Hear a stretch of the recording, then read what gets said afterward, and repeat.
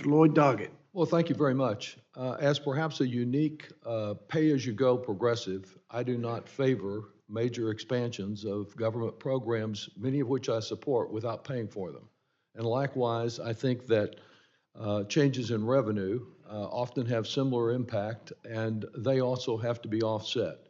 And as I understand the answers you just gave my colleague, Mr. Roy, each of you believe that the huge tax continuation, renewal, reauthorization, extension, whatever you call it, that those need to be offset so that we do not just borrow more money from China or the Saudis or whoever will lend it to us to pay for any extension of the Trump tax cuts.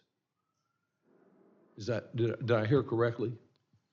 Yes, Congressman, that if we one offset those. A general rule of advice I learned from Marty Feldstein when I was in graduate school was that when you're in a hole, you should stop digging. Right, right. Generally speaking, more savings of a good variety, and that's in your discretion, would be good to do.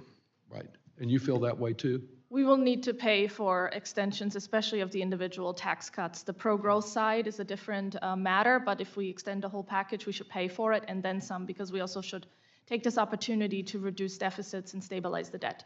Thank you. Mr. Walker? Yes, and focus on the metric GDP. What's revenue to GDP, spending to GDP, and debt to GDP? Exactly, a very important measure. And actually, though there's been significant criticism in this committee of CBO and suggestions that it should be changed, they came out pretty close in their estimates on the Trump tax cuts of 2017, so that we are now in a situation, I believe, in 2023 of about 17%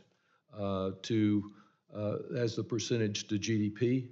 I think that was their estimate, and we were at 16.5%, I think is the output versus GDP. I think it is important that that we focus on the recent writing of the chairman. He has indicated on previous occasions that we could not address the budget problems we face by spending cuts alone. And he has written a document called Fiscal Responsibility Begins by Ending Beltway Budgeting Gimmicks. And some of you have referenced those issues in your writings also, but it's really important that we not pretend we are resolving this problem by using gimmicks. One of the gimmicks that I think was used in this committee with our budgets last year, that has been used by Democrats as well, was the so-called reserve fund for pro-growth tax policies. These reserve funds for unlimited tax cuts really simply mean borrowing more from abroad to pay for our debts. And of course, the biggest budget gimmick of all that has been discussed of late and embraced by some of my Republican colleagues is that we simply wave a magic wand over the Trump tax scam 2.0 and declare it to be free because we have adjusted the baseline, the current policy baseline. And I believe, Ms. Boccia, that you have written regarding that specific budget trick, and the writing I saw, the quote was, "Not recognizing the cost of the TCJA extension is a gimmicky attempt to disappear them, but trying to hide them doesn't make them any less real or damaging to the fiscal situation." Is that correct? This is correct. Thank you. And Maya McGinnis at the Committee for Responsible Federal Budget has also written that if every policy could be enacted temporarily and then assumed permanent, it would create tremendous hidden cost. And that's the gimmick that has been used that leads us to the current situation, hiding the true cost of these revenue changes, these giant tax reductions, and hiding them under temporary, when we know that rarely is a tax reduction in Washington a tax cut temporary. It's just a matter of extending it from year to year.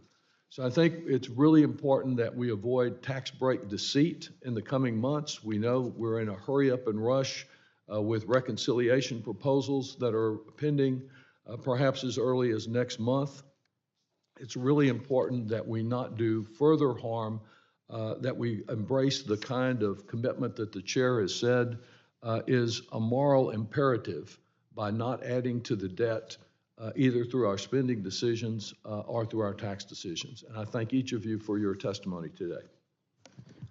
I thank the gentleman from Texas, and now yield 5 minutes to Mr. Moore from Utah. Thank you, Chairman. This is the topic. This is what we need to be focused on.